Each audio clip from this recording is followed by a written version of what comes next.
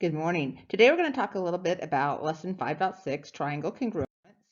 And today's objectives, we're going to determine if triangles are congruent by using the following 5 methods: side, side, side, side, angle, side, angle, angle, angle, side, and hypotenuse leg.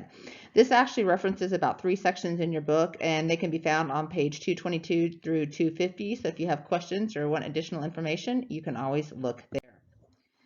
All right, so there's 5 methods of proving triangles congruent, and we're just going to throw all 5 of them at you, and then we're going to spend some time in class today and over the course of the next few days just using these methods to determine if 2 triangles are congruent. And then later on in the chapter, we will use these methods to actually write a formal proof that triangles are congruent. So side, side, side. So as you have gathered by now, the S's stand for side and the A's stand for angle. So if we have the side, side, side method, and you come over here and you look at the pictures on the right, you will notice not only do we have 1 or 2, but all 3 sides of one triangle are congruent to all 3 sides of another triangle. That is the side, side, side method.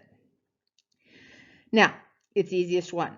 Going on to side, angle, side. If you will look right here at this A, this angle is between the 2 S's. So it's between the 2 sides.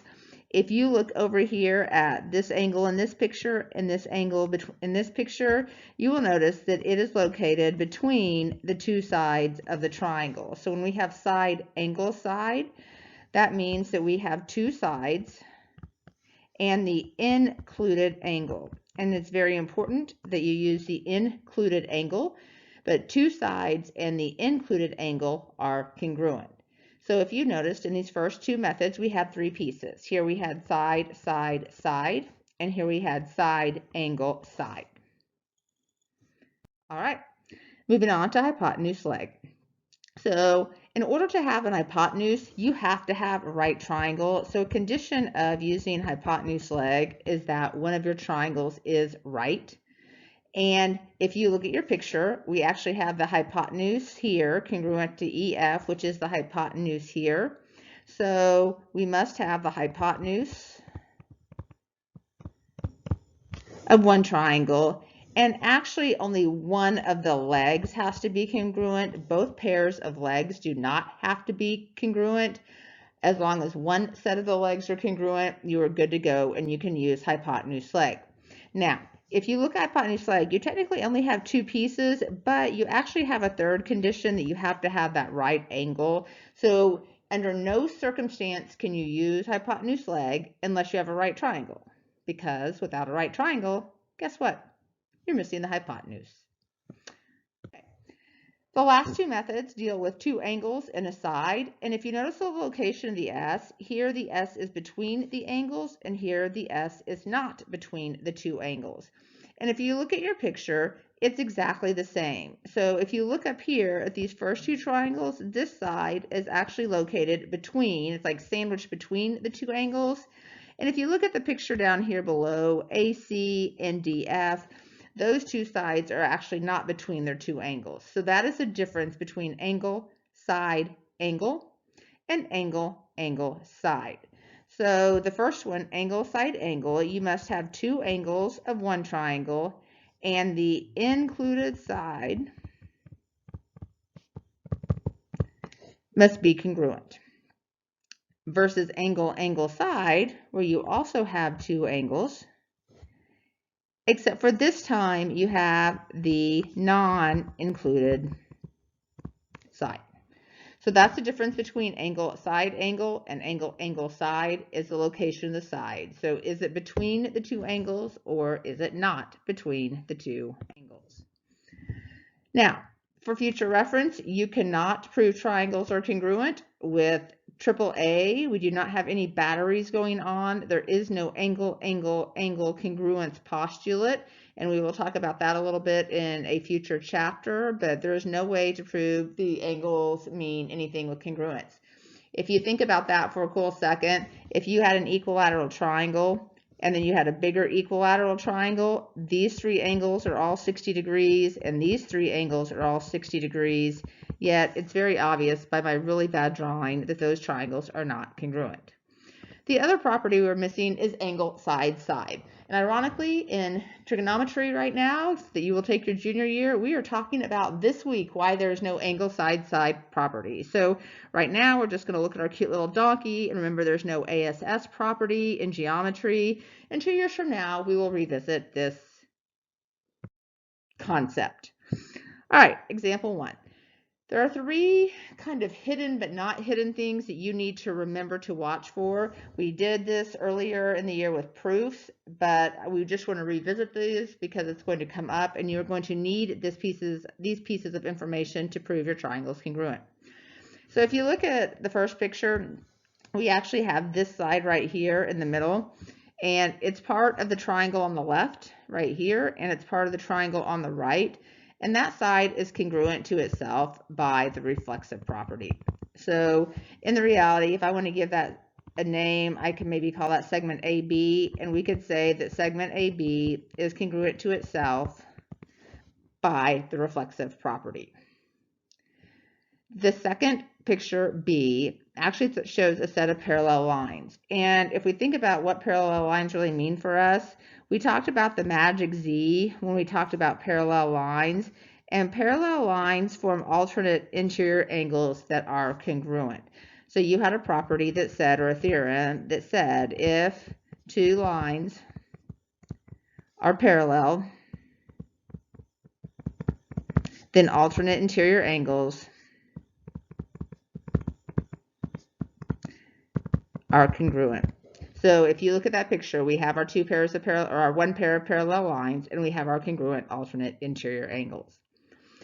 Another very popular thing is vertical angles. So if we look down here at picture 3, we have angle 1 and we have angle 2 over here on the right. So I'm just going to number them for simplicity, and we can say that angle 1 is congruent to angle 2. And we know that because vertical angles are congruent. These are 3 different concepts that you do not have to prove every time, but that you will be using in your proof to help show that triangles are congruent. All right, look at some examples. Okay, number 2A. We are given that AD is congruent to CB and that DC is congruent to BA. To be honest with you, you're crazy if you don't mark up your pictures. So let's mark up our pictures. So here, if I look at this, I have AD, I have CB. I'm going to give them each 1 hash. And then I am going to look and mark that DC is congruent to AB. I have 2 sides of a triangle congruent to 2 sides of another triangle, so I have to determine what else is true about these triangles. So if I want to go for the extra markup, I'm looking right here at DB, and I know that DB is congruent to itself. So DB is congruent to DB. If you look, you have 1 set of congruent sides, 2 sets of congruent sides, 3 sets of congruent sides, which tells us that this is side, side, side. It's as easy as it is. All right, don't overthink this. Just look for the obvious, look for patterns. The same things are going to keep showing up over and over and over again. All right, so the next picture, we have that AB is congruent to CD. We also have that AB is parallel to CD. So if you think back to the previous slide, we talked about parallel lines and we talked about looking for that magic Z. So if we think about what's going on here, I can come in here and I can look at that magic Z right here. And that tells me that this angle down here and this angle down here, I call them the pits of the Z, that they are actually congruent. So I can write that, angle, what is that, ABD, angle ABD is going to be congruent to angle CDB, because if 2 lines are parallel, then alternate interior angles are congruent. So if I want to try to write my congruent statement, I have congruent sides, I have a pair of congruent angles, but my triangle is not right. So I still need 1 more thing. So looking at my picture, I know that DB is congruent to itself because of the reflexive property. So that actually gives me my 3rd piece of information. So I have 2 sides and I have an angle. So if I look, I have side angle, side, and then I have side, angle, side. So the congruence method used for this set of triangles would be side, angle, side. This is the same reasoning that you guys need to use when you look at your homework today, because this is kind of similar to what is going to be going down. So one thing I'm going to encourage you to do, and I've encouraged you all year long, is to look for key vocabulary words. So when I look here, I see the word bisects, so two equal sections. So DB cuts AC in half, so that means the E is a midpoint. So these two segments are congruent. My problem also tells me that DE and BE are congruent. So now I have two sets of congruent sides. I either need third side or I need a set of angles. So looking at this picture, if you are thinking back to example number 1, this is a classic example of vertical angles. So if I look at this picture, I have a set of vertical angles that are congruent. So I have two sets of congruent sides and the included angle, which is side, angle, side. Today on your homework, you will need to make sure that you list those congruent pieces if they are not listed in our congruent statement. So I have one piece of congruent information here. I'm going to need to list my other two pieces or my other two congruent statements. So I know that segment AE is congruent to segment EC. I also know that angle AED is congruent to angle BEC. And together, those three statements are what allows me to use side, angle, side. All right, so moving on to example D. Looks like we've got a lot of angles going on here, so let's see what they're telling us. So they're telling us that angle A is congruent to angle D. They're also telling us that angle B is congruent to angle E, which naturally means that angle C is congruent to angle F. If you write that down, you see the AAA battery. The AAA battery does not exist, which just means that it is not possible to show that these two triangles are congruent. I'm not telling you they're not congruent. They look pretty congruent, except we don't have that piece of information that will actually verify their congruence. Okay, so take a minute. I want you to hit pause, and I want you to work on E and F on your own, and then come back to me, and we will see how you did. All right, welcome back. Since you did these on your own, I'm going to go pretty quick. You have angle A is congruent to angle D. You have angle C is congruent to angle E. And we have that AC is congruent to DF. If you look at the location of this side, it is between this angle and this angle. I count the number of congruent signs I have, and I actually have 3 congruent sides. Since my side is between my two angles, this should have been angle, side, angle. All right, example F. AD is equal to BC, and BD is perpendicular to AC. So if I think, and I'm highlighting and I'm really focusing in on these important geometry symbols, they're always telling us something. Perpendicular lines form right angles. So I know that angle ADB is actually going to be congruent to angle CDB because they're both right angles. However, if I'm looking at the number of congruent statements in my problem, I have one here and I have one here.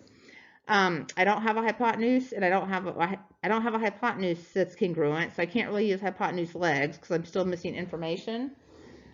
So looking at this picture, I've got to come up with something else. And if you look at this picture, you could say that BD is congruent to itself, and that would give me piece number 3. Now you just have to determine the method. You have 2 congruent sides, so a congruent side and a congruent side, and here you have a congruent angle. That angle is between the 2 sides, so this would be side, angle, side. All right, so let's tackle the last 2 examples. I'm going to let you hit pause and work through them, and then you can rejoin me. All right, welcome back. you have angle ACD right here and angle ACB right here. They also tell us that AD is congruent to AB. Beautiful. So if I start counting, I have one congruent sign, two congruent sign. I am badly needing my third congruent sign. Reflexive property should literally be jumping out at you on these pictures by this point. So AC is congruent to AC. That's my third congruent sign. Whoops, need another hash here though. So now if I look at it, this angle that I gave you is actually not between the two sides. So this would be a classic example of ASS. And since we don't have any donkeys in this class, this is going to be not possible. And last but not least, angle A and angle C are right angles. So we have a right angle here. We have a right angle here. They tell us that segment AB and segment CB are congruent. It is just jumping out at me. I literally can't stand it that BD is congruent to BD by the reflexive property. And although this looks like angle side side, you could think of it as angle side side, but very special. This is a right angle, and a right angle is a big red flag, so I'll write it in red, that if your hypotenuses are congruent and one of your legs are congruent, that you can use hypotenuse leg. All right, today you have an assignment 5-6, and it says no donkeys or AAA batteries, and you are basically doing exactly what we were doing in the notes. Please make sure that you mark up your pictures and you write reasons why the separate parts are congruent, and I look forward to seeing you tomorrow in class. Have a wonderful, wonderful day.